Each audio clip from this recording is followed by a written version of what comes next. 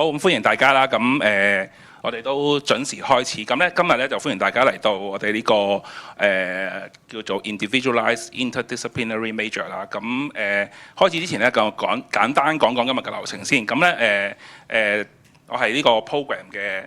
office 嘅同事啦。咁我哋今日咧都有 Professor Chow 咁就我哋 program director 課程主任啦。但係因為佢已經喺法國係啦，帶緊個比賽啦應該，咁所以咧就冇辦法可以 face to face 同我哋喺度做 sharing。咁但係咧佢都好好啦，咁就越洋地咧咁會幫我哋講一個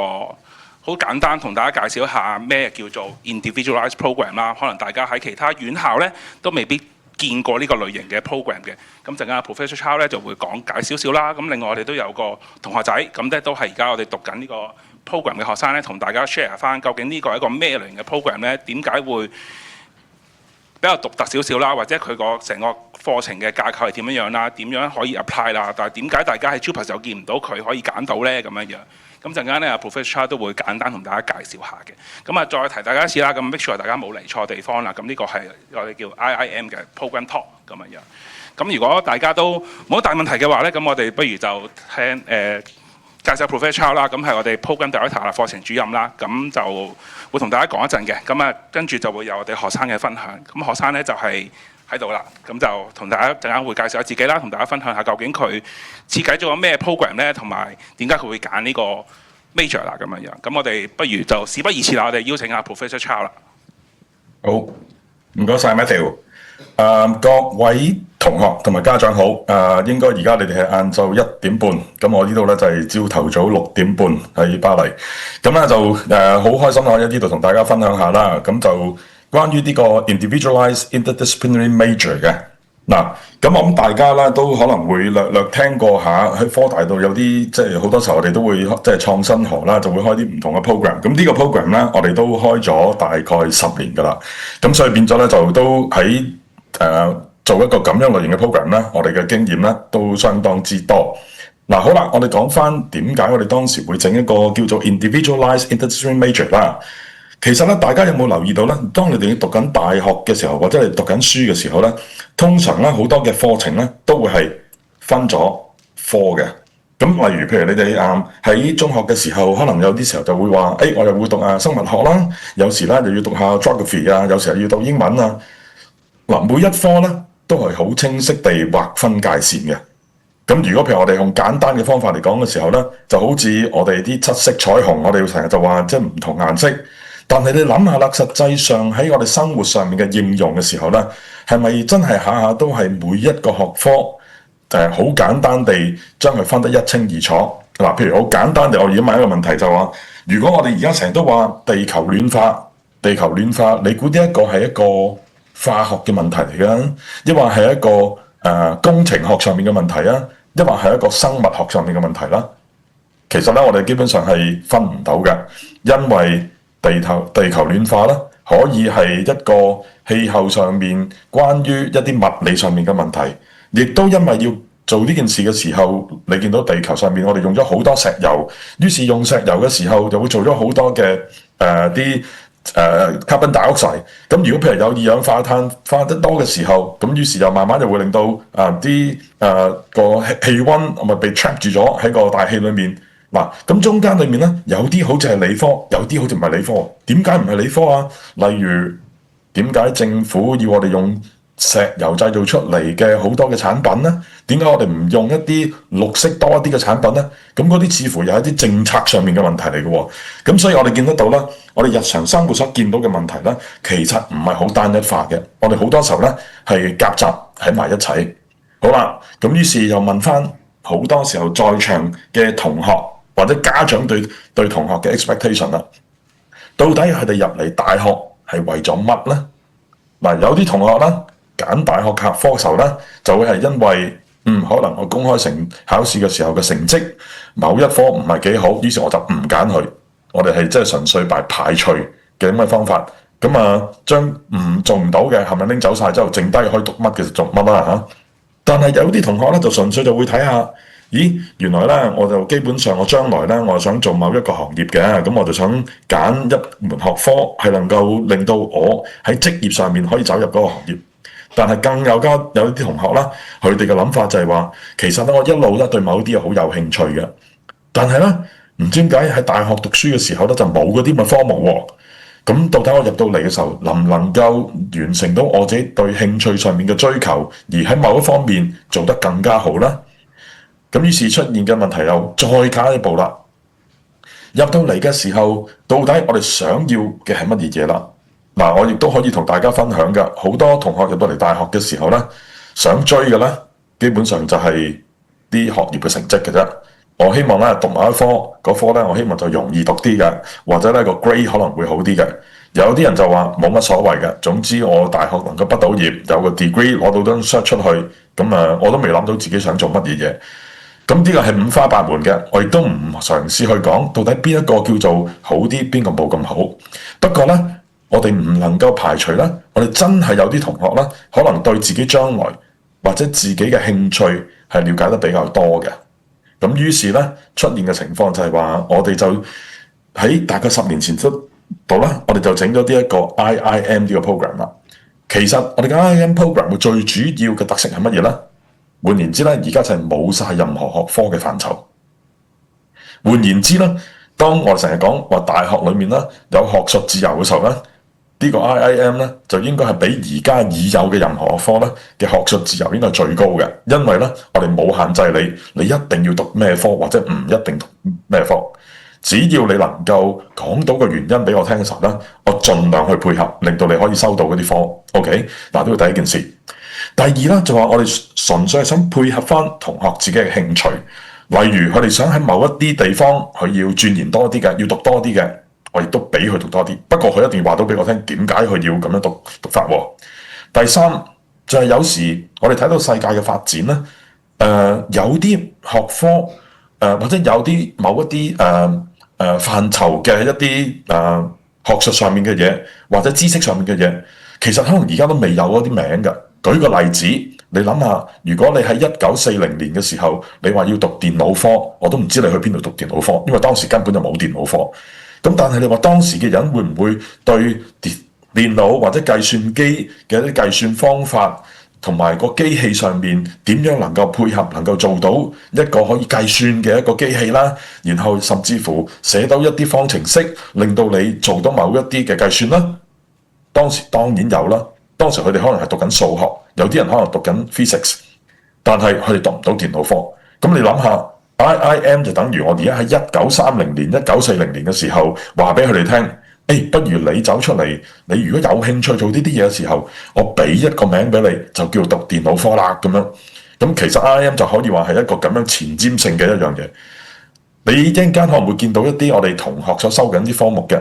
我都唔知嗰啲科目將來會唔會變成一個學系嘅喎，又或者係一個好大嘅範疇，有好多學生都讀緊嘅嘢。不過我哋有一啲我哋叫做比較喺前沿少少嘅一啲想法，有啲同學佢哋對嗰啲有興趣嘅時候咧，佢就會能夠 create 到自己嘅一個主修科啦。咁所以咧，你又可以咁諗啦。你估喺1930年嘅時候，有幾多同學當時會諗緊話要讀電腦嘅咧？我相信唔會好多，我相信1% 都冇。咁於是啦，我哋就會知道喺呢個 program 上面咧，其實如果我哋要去前瞻咁樣睇嘅時候咧，讀呢個科嘅同學咧，應該唔會真係好多嘅。咁所以咧，我哋而家有嘅同學咧，亦都不外乎係10個8個咁嘅同學。咁嗱，呢種咁樣嘅課程到底喺其他地方有冇咧？其實都有嘅。譬如喺Cornell 又好 Berkeley 又好 UPenn 或者 Michigan 都，佢哋都有啲古靈精怪嘅呢啲咁嘅 program 嘅。同樣情況。我哋所參考嘅咧，都係用佢哋嘅形式，佢哋嘅課程都係冇特定嘅一個名，而讀嘅人咧亦都唔多。舉個例子喺 Cornell，我所知道嘅時候，我哋過去一路同佢哋參考嘅時候，佢哋不外乎每年都可能係3-4個同學嚟嘅啫。咁所以你可以想像緊呢一個咁嘅科目咧，其實真係課一啲小眾嘅。好啦。咁你翻去就話，到底我哋開咗呢個學科嘅時候，到底我哋啲同學係點樣揀呢樣嘢嘅咧？咁我用一個好簡單嘅例子，就係我哋科大首次推出呢個咁嘅跨學科自選課程嘅時候咧，第一個同學呢個咧，Thomas 啦，佢就係一個混血兒嚟㗎，佢係一個法國同埋巴基斯坦嘅嘅混血兒。咁佢嚟到香港嘅時候咧，其實當時咧佢被 inspire 係乜嘢咧？就係話佢睇完《星球大戰》之後咧，就見到呢個 Darth Vader，咁佢覺得哇，原來有個人可以有咁大嘅力量。原因咧就係中間有好多機器嘅幫助，咁於是佢就話：如果我能夠用到呢一樣嘢，係能夠幫到一啲可能有病嘅人啦，佢原本可能啲肌肉萎縮啊，但係喐唔到。如果用一啲機器可以幫到佢，咁會唔會令到佢嘅生活可能有改善呢？又或者甚至乎喺啲正常嘅情況之下，我哋知道而家好多嘅一啲工廠啊、貨倉嘅時候，有時都仲係需要人手幫手搬抬啊，即係咁樣。如果我能夠用一啲咁嘅機器，着住喺個身度，令到佢哋喺搬抬嘅時候更加舒適，唔使用自己咁大嘅力，但係加上咗嗰個機器掛住喺個身上面，能夠做到更加多嘅嘢，搬到更加重嘅嘢嘅時候，其實會唔會又係喺工作上面亦都幫得到咧？咁於是咧，佢就讀咗一科。咁啊，而家我都唔知會唔會仲係佢係全球唯一一個學生讀呢一科嘅，係即係喺一個本科裏面，佢就讀叫 Bionics 仿生學。嗱，咁於是喺讀呢科嘅時候，其實多多少少你而家就見得到，我哋而家有一個 list 啦。咁呢啲咁嘅學科咧，就係我哋嘅同學喺過去咁多年裏面，各種林種種嘅唔同嘅 major。咁啊，舉個例啦，頭先提到 Bionics 係其中一個啦。我哋試過有同學咧就讀叫 Computational Cognitive Science。其實呢一科咧，我 so far 當時去讀嘅時候咧，我都唔見到有任何地方有一啲人讀緊呢個咁嘅 major 嘅。又或者有個同學讀緊一個叫 Built Environmental Design。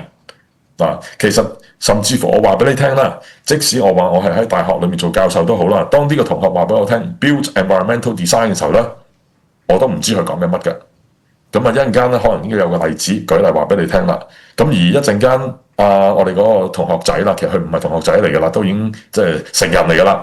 咁啊，佢亦都好仔細嘅考慮嘅時候咧，佢亦都讀咗另外一個 major。咁我留翻一陣間佢同你講下，到底佢係讀緊啲咩東西。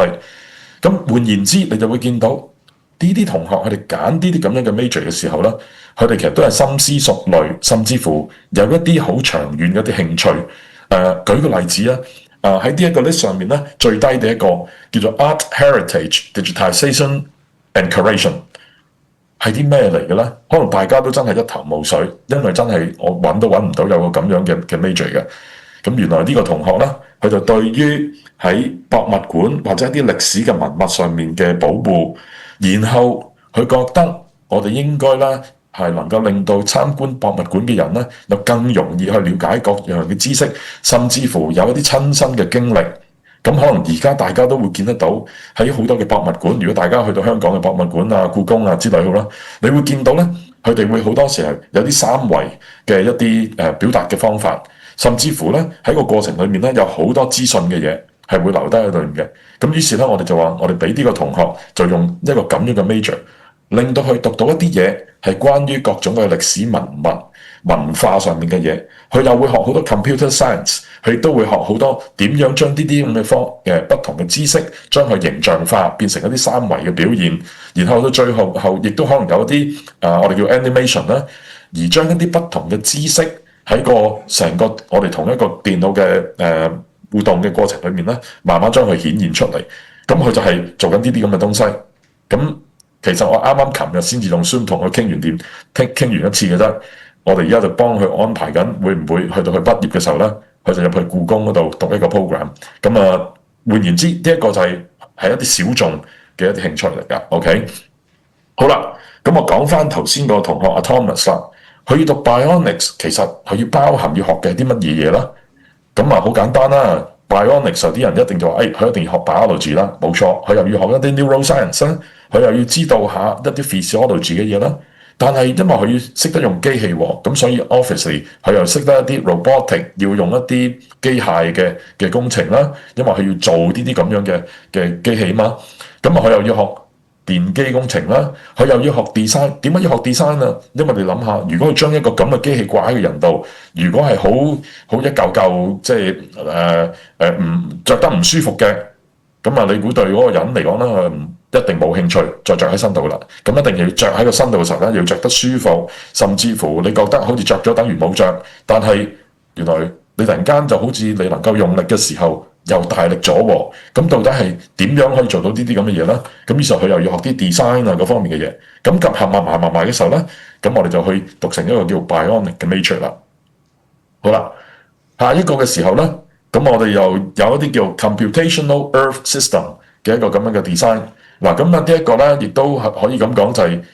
我哋對於個成個地球上面嘅好多嘅不同嘅一啲資訊，例如氣候上面嘅資訊，咁我哋就話我哋有冇辦法能夠將啲咁樣嘅地理嘅物理上面嘅一啲東西，將佢變成一啲數據化嘅嘢，而令到我哋對成個地球整體嘅了解會多啲。咁換言之，我哋又要學識好多數學上面數據嘅處理啦，要學對海洋上面嘅嘢啦，對個環境上面嘅嘢啦，對甚至乎點樣利用個電腦，而家可能要甚至乎 AI 點樣去處理各種類嘅 data 去做各種嘅 prediction。咁呢個亦都係我哋一個咁樣嘅 major。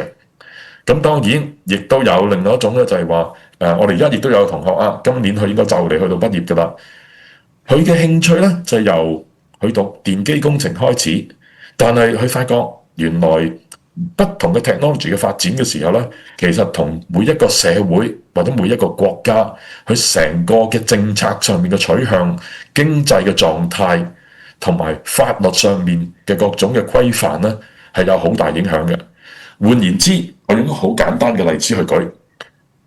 如果我哋而家有一個好先進嘅一個科技，但係咧做出嚟嘅嗰個用品，如果係好貴嘅，而社會上面咧，基本上係冇乜人可以用嘅，你就可以即刻諗得到喺個咁嘅經濟限制之下咧，其實你估呢一個咁樣嘅科技有冇機會放喺普遍咁樣使用咧？當然唔得。嗱，大家一定好清楚見得到啦。電動車點解而家突然間多咗咁多人電動車啊？包括政府嘅政策有補貼，包括退稅，包括而家有做化學工程嘅人，佢哋能夠將啲電池嘅製造嘅價格降得好低，然後架車賣得而家好平，於是啲人就會多人會買㗎啦。你諗下，最初 Tesla 出嚟嘅時候，最簡單嘅一部車可能係60萬、70萬，而家大家買一架比亞迪，可能大概10萬、8萬都可能已經買得到。咁你就諗下，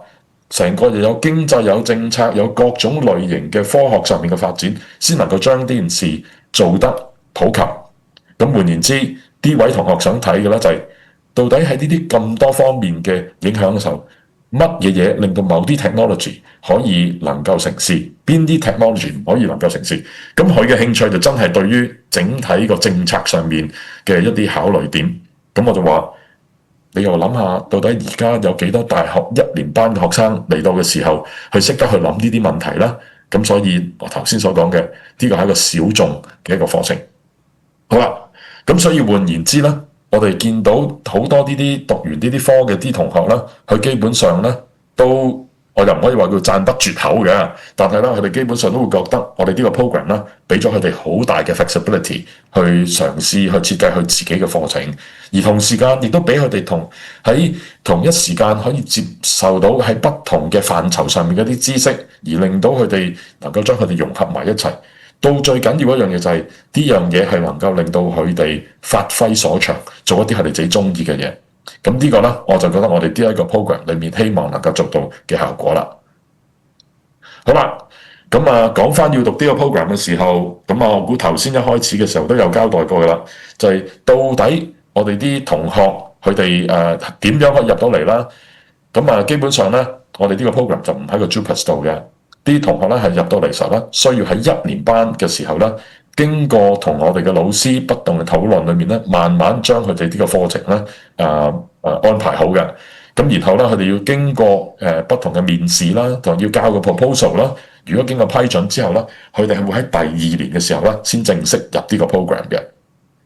好啦，咁所以換言之，呢個咁嘅課程咧，我哋而家用嘅學分同其他嘅不同嘅學科係冇分別。不過咧，佢進入去嘅時候咧，係會遲咗1年，而喺第1年班嘅時候咧，佢哋係需要自己做一啲功夫嘅。咁啊，更加多一樣嘢咧，就係話，因為我哋要開呢個 program 時候咧，科大所有嘅學科未必能夠全面 cover 晒所有唔同嘅嘢。咁於是咧，我哋喺過去咧，亦都同 Hong Kong U、CU、CTU 簽訂咗合約。於是咧，我哋學生其實我哋而家嗰啲學生都可以喺科大又讀下書啊，喺港大又讀下書啊，喺中大又讀下書啊。咁別講啦，就其實佢哋係用晒香港所有範疇嘅一啲課程嘅，甚至乎如果有必要時咧，佢哋去 exchange 咧，亦都可以任何地方都可以去。我哋令到佢哋揾到一到自己需要學嘅一啲學科。咁大致上我都講咗我哋成個過程要讀啲乜嘢啦。咁我諗到成個報名嘅程序啦，我諗我就唔喺呢個地方度交代啦。咁啊，總之最緊要嘅時候，我哋就係話，我哋唔係要求啲同學成績特別好，但係啲同學一定要清楚知道自己將來佢嘅走嘅方向，佢嘅興趣喺啲咩地方度。如果能夠話到俾我哋聽，我哋說服到佢哋一個好清晰嘅一條路線嘅時候咧，咁啊呢啲同學佢哋都可以繼續讀到呢個 IIM 嘅。好啦，咁我講嘅去到呢度，咁我就留翻多啲時間咧，就俾我哋同學Hayden，咁我諗佢就會再同大家分享下到底佢點樣走過佢條路入到嚟呢個 IIM 呢個 program 啦。OK， 好啦，咁啊多謝大家。好，唔該晒，唔該晒，King。咁補充兩句咧，頭先嗰個 admission 嗰度咧，其實簡單講一句，只要你入到嚟科大任何一個 program 都好啦，咁你 Year One 我哋都會有個叫課程講座，咁你聽完之後咧就知道點樣去準備呢個計劃書啦，同埋點樣去設計自己個課程啦。咁呢個係補充翻啦，同埋頭先 show 到出嚟嗰個一個 list of 嗰個 major 咧，就唔係話同學仔只可以揀嗰啲，呢個只係我哋之前批准過，即係大學批咗嘅 major 啫。咁同學仔可以揀嘅咧係一個無限嘅，即係我哋都係睇翻同學仔想要啲咩，我哋盡量配合。即係佢哋有佢哋嘅功課做咗，我哋就盡量幫佢鋪條路俾佢可以行落去咁樣樣。好啦，咁我哋 Hayden 都 ready 啦，咁可以交個時間俾你。好，大家好，我就係 Hayden 啦，我今年就係科大嘅 Year 3，咁我就可以好快咁解釋下我自己設計嘅 major 係 Computational Earth Systems 啦。咁第一件事，我哋想你可能好好奇，點解你揀咗呢個 major 係點解會揀咗呢個？點解有一個發展方向？咁就好快解釋一下啦。咁我就可以可能睇 inspire 唔到你自己去諗啦。好，咁我第一樣嘢想睇下，其實大家而家都講緊 AI 啦。AI 而家講緊你就被普通就係睇佢哋啲 chatbot。咁其實啦，我 Year One 我就開始諗緊 ，OK， 我入嚟嘅時候啦，我就本來想 declare computer science 嘅。我 high school 就做唔同computer science research 啦，唔同嘅 project。但我就諗緊，咦，其實如果個人都做緊 basic computer science major，有冇個 way 佢可以再 specialize in 一個好 specific 嘅 area 啦？咁我就 Year One 就開始見到，咦，我好似發現有呢個 global trend of 好多呢啲 big tech 公司，例如 Google 嘅 DeepMind 就係佢哋個 AI research lab 啦，華為佢哋自己個 AI research lab 啦 ，Nvidia 佢哋自己個 AI research lab 啦，甚至上 Microsoft 佢哋自己嘅 AI research lab，我就發現，咦，共同佢哋全部 lab 都好似好專注緊一樣嘢喎，因為我哋除咗可以 predict啲字啦 ，next token for 你啲 chatbot， 其實我哋可以用 similar 嘅 technology 去睇下，咦，我哋可唔可以 predict 到嗰個天氣，或者 predict 到成個成個氣候嘅變化啦。咁我就好快解釋下啦。其實呢個頭先都已經 show 咗啦。我中學嘅時候就開始發現，其實我對 research 好有興趣嘅，我就好想揾翻啲好 specific 嘅嘢啦。我就中學就做過，我就睇下做過一啲simulation 嘅 research 啦。不過我自己本身就喺挪威讀中學嘅，我就發現，咦，其實我對呢個 physical 嘅 exploration 除咗電子嘅世界啦，其實我哋可以用好多啲 AI 科技啦，去擺喺真實世界入邊噶啦。咁我就後尾就諗咗 ，OK， 我可唔可以擺 computer science 啦、data science 啦，同埋 weather systems 擺埋係一個 major 就作出嚟嘅 computational earth systems。好啦，咁係咩咧？其實啱啱講嗰個就唔太 go into 啲 details 啦 ，but basically 就擺好多唔同嘅 math， 擺好多唔同嘅 coding 嘅 classes 啦。所以其實我一大部分啦，我有一半嘅 course 其實根本上就係同啲 computer science 同學一齊上㗎啦。其實搞好咗做 software engineering 嘅基礎。其實我之前就 internship， 我就 intern 過好多唔同地方啦 ，software engineering 就 intern 過，所以你唔係 limit，因為我 computer science 加咗第二樣嘢，我突然之間就少咗其他普通 computer science 報嘅 major 或者嘅 internship 報唔到，其實冇呢件事嘅。你最緊要 show 到你，我有呢個嘅 skill， 我有呢個嘅技巧，其實你想報啲咩都係報到㗎咯。咁我就唔太 go in 啦，我就第二邊啦，就係我所講嘅 Earth Systems 啦。第一樣嘢啦，其實 IM 好重要就係你要睇晒全科大。而家我諗起碼有20-30個 major， 要好睇清楚每一個 major 其實會唔會達唔達到你目標咯。我就諗過 OK， 如果我就咁讀 Ocean Science， 我就冇咗 Computer Science 呢邊。我就咁讀 Physics 啦，我又可能個 Math 就整得太深，我又唔夠 Machine Learning 或者 AI 嘅 exposure。咁我就諗 OK， 我可唔可以擺晒啲全部啦，就可以砌成一個 toolbox of 我需要去呢邊發展嘅 skills， 就我要需要咩 skills 去 design 我自己個 major 啦。點解唔 major 同 minor 啦？原因就係 minor 啦，你就唔係擺入個 degree 度嘅，你純粹讀4至6個 courses， 你就可以頒咗一個 sub-degree minor。我就覺得呢個就唔夠我 in depth， 唔夠我想做嘅 research。係啊，所以其實啦，我覺得 IM 最緊要啦，就係發現你自己有冇其實對啲咩特別有興趣。你睇下有冇一個 trend of 唔同大公司啊，或者唔同 research lab 去發展喺呢一方向，你就可以用呢個去 justification 去頭先所講 King Chow 講嘅，擺喺4個 professor 入邊成個 panel 去點樣設計啦。頭先就啱啱講啦，係咯，例如呢個 Andrew 佢就係而家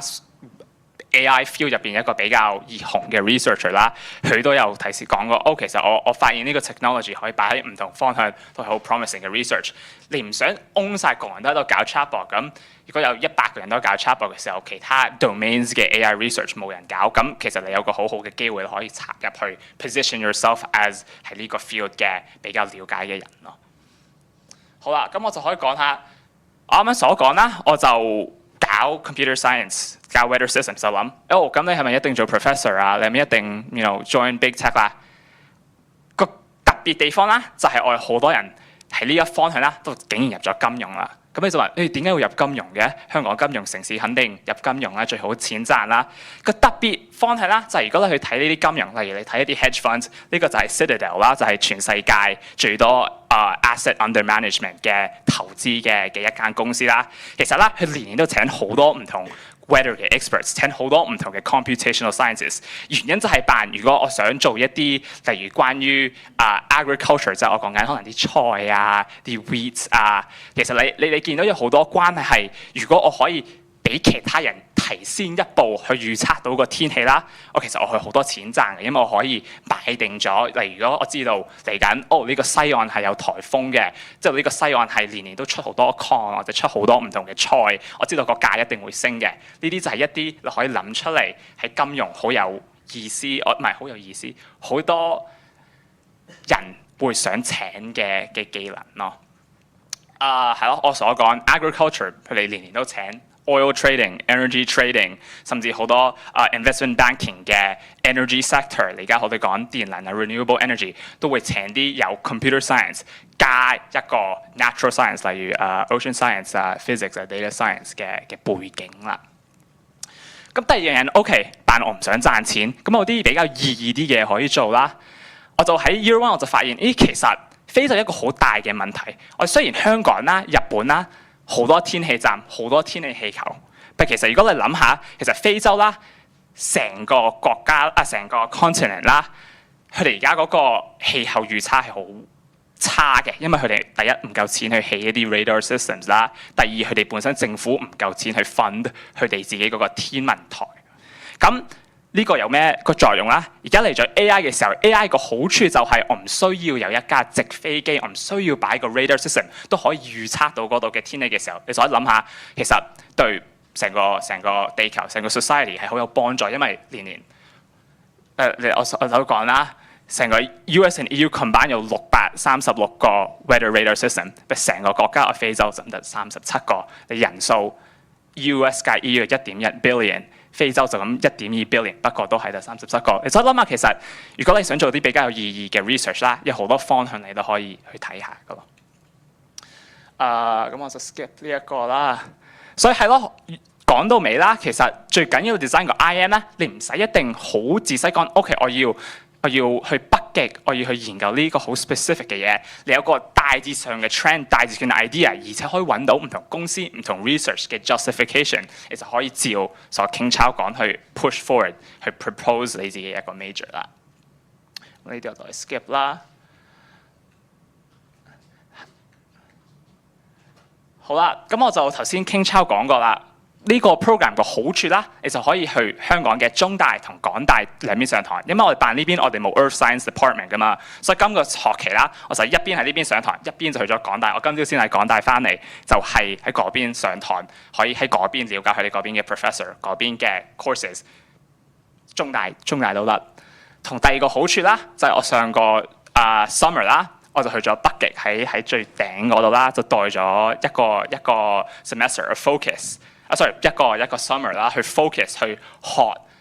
做嗰啲研究啊，或者同嗰邊嘅 academics 去傾呢一方向有冇？因為我哋知啲兵開始用嘅時候啦，嗰個經濟上嘅 implication 就係北海有啲船可以上去，咁成個世界嘅 globalized trade 又唔同㗎啦。或者如果你真係想 purely as 一個 scientific 嘅 research 去方向睇，都照可以嘅。係啦，呢個就係喺嗰度嘅相啦。咁係咯，講到尾 ，last thing 就係 there's so many problems to work on， 有好多問題，好多唔同嘅方向你可以去研究。IM 啦，就係俾你 design 每一個 discipline 攞啱嘅 skill 去砌埋一齊，如果你有一個好 specific 嘅 interest。last thing 啦。你如果想讀 further PhD 啦，其實呢個 IM 都係 very good 㗎啦，即係辦 Oxford 你啱啱今年就開咗一個叫 Sun Intelligent Earth 嘅 PhD program 啦，你就可以用唔同嚟緊新出嘅 release 嘅 PhD program as further justification for 你自己嘅 major， 所以就係咯，大致上就係咁樣啦，我就唔太仔細，有啲咩問題轉頭就可以問。好，唔該晒。咁唔該晒阿 Hayden 啦，咁我都總結一下頭先Professor Chow 啦，同埋Hayden講嘅關於 IM 啦，其實可能大家咧喺呢段時間都會去到好多唔同嘅院校啦，去睇唔同嘅 program 嘅 design 啊，或者係佢哋嘅內容係點樣樣啦。即係好大致上，香港嘅院校咧都係由嗰個 program 嘅設計有啲 common core 啦，有啲 required course 啦，有啲係 elective， 即係嗰啲選修科、必修科。咁但係我哋呢個 program 咧就盡量幫大家去 eliminate， 即係去豁免咗一啲。相對係比較院校 require 嘅，即係啲院係 require course。咁我哋咧盡量係俾同學仔一個自由度去揀一啲佢自己真係有興趣或者佢個 major 係有需要嘅科目。咁所以咧就相對自由度大啲啦，同埋係 more relevant to 佢將來嘅發展方向嘅。咁所以呢個係暫時嚟講啦，我自己認知科大上邊最大自由度嘅一個 major 啦，或者係其他院校喺香港入邊啊咁樣。咁都希望大家了解多少少啦，即係而家時代嘅進步、科技嘅發展都帶嚟大家好多唔同、好新穎嘅一啲 major 一啲學系，咁我哋都希望可以即係與時並進啦，即係有啲新嘅，唔需要好似幾廿年前我讀緊嘅，同而家讀緊嘅都係同一個 major 喎咁樣樣，但係時代都一直進步緊，咁所以我哋都希望呢，有啲比較創新少少啦，或者係大家未接觸過嘅，咁啊大家了解下，即係唔需要一定讀嘅，咁但係呢，就可以俾大家一個認知，原來而家有啲咁樣嘅學科佢咁樣設計，因為相對嚟講，到大家畢咗業出到嚟做嘢呢，未必好需要係 related to 嗰個 major，即係張證書或者個 degree 係乜嘢呢，未必真係咁重要嘅咁樣樣。